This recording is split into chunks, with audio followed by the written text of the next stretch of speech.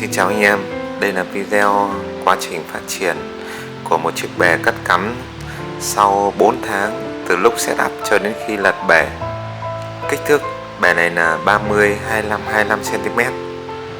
Thực ra đây là một chiếc bè mình đã quay video time lapse thử nghiệm sự phát triển của vảy ốc xanh và vảy ốc đỏ từ lá cạn sang lá nước. Nó cũng không có bố cục gì cả và mình đã cải tạo và chỉnh sửa để làm sao tạo thành một cái bố cục cơ bản cho một chiếc bè thủy sinh.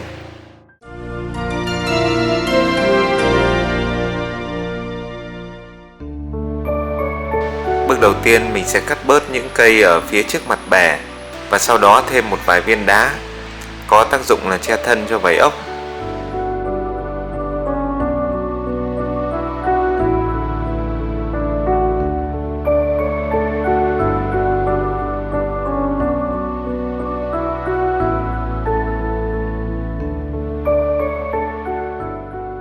Đổ thêm đất nền phía trước mặt bè để cắm chân trâu ngọc trai. Hầu hết bố cục cơ bản của một chiếc bè thủy sinh sẽ bao gồm 3 phần: phần tiền cảnh, trung cảnh và hậu cảnh. Cây cắt cắm chỉ đè vào phần ngọn thôi, thường là phần gốc rất xấu, nên là tùy theo kích thước bè và đặc tính của các loại cây thủy sinh để mình bố trí cho nó phù hợp.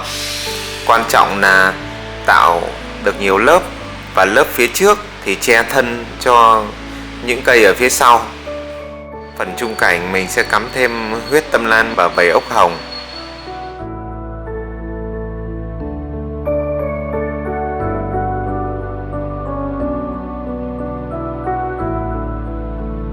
Việc chăm sóc bè lúc này cũng khá là đơn giản.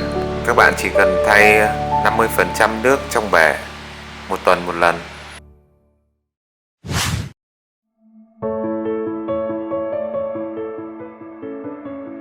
Bè phát triển sau 3 tuần setup. Khi set bè, quan trọng là anh em cần tìm hiểu đặc tính phát triển của các loại cây thủy sinh. Ví dụ ở bè này mình sử dụng chân trâu ngọc trai, loại cây bò lèn làm tiền cảnh, cắm xen kẽ là nghêu mao chiên. Nó cho một cảm giác như là một thảm cỏ ngoài tự nhiên. Phần trung cảnh là đá và huyết tâm lan. Việc điểm một bụi cây đỏ trong bè cũng là một điểm nhấn quan trọng. Phần hậu cảnh là những cây mọc cao lên mặt nước. Ở đây vẫn là những loại cây cũ là vảy ốc xanh và vảy ốc đỏ.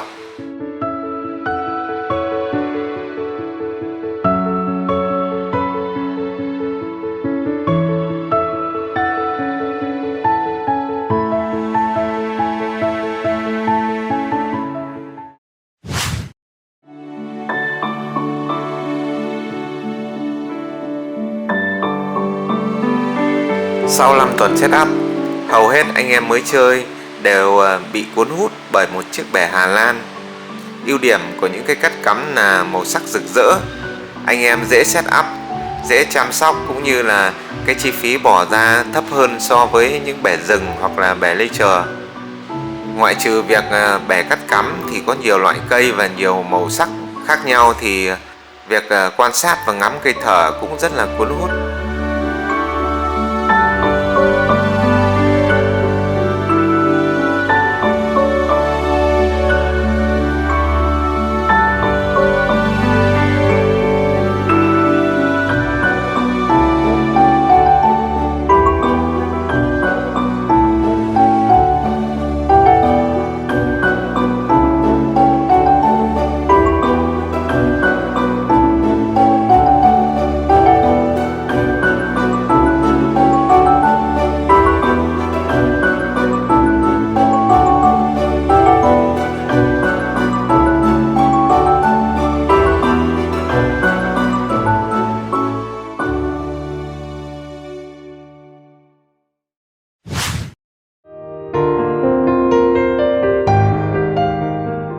Đã chơi và trải nghiệm đủ lâu thì anh em lại hay ngại những bè dạng này, bởi việc khi mà cây cối bén rễ thì chúng phát triển khá là nhanh, và với những bè bé thì lại càng khó hơn, vì khi cây cối phát triển càng đẹp một chút là đã phải đến lúc cắt tỉa rồi.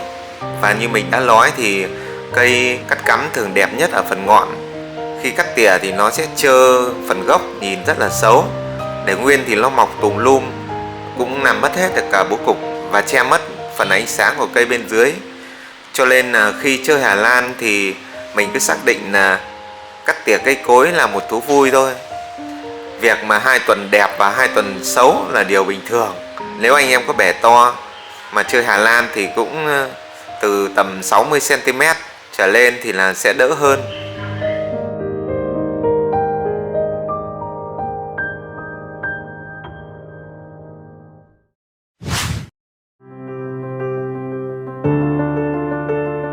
Bè đã được 4 tháng từ lúc set up.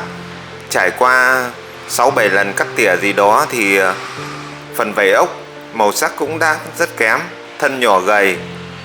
Nguồn dưỡng trong bè cũng đã kém đi. Cộng với thời tiết mùa hè miền Bắc rất nóng cũng là một nguyên nhân khiến cây cối phát triển chậm lại. Nếu muốn duy trì chiếc bè như thế này, đây cũng là thời điểm anh em phải cần bổ sung thêm phân nước và tìm cách hạ nhiệt độ cho bè thì mới giúp bè phát triển ổn định được.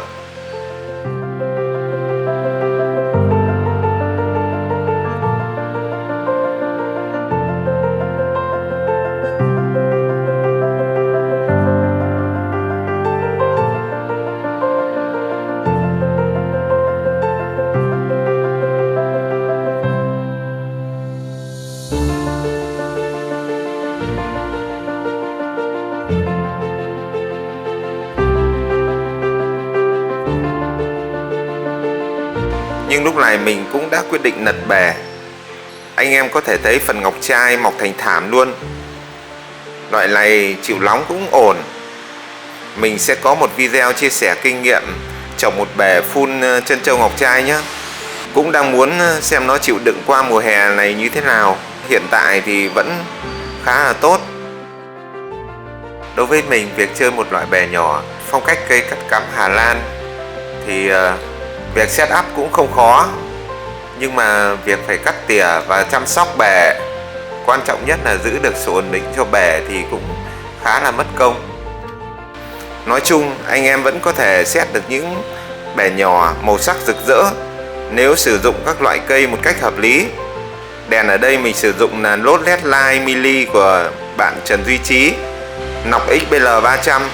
Việc sử dụng thiết bị đèn nọc CO2 chuẩn ngay từ đầu cũng rất cần thiết để duy trì một chiếc bè phát triển tốt và màu sắc rực rỡ. Chúc các bạn xem video vui vẻ và set up được những bè đẹp.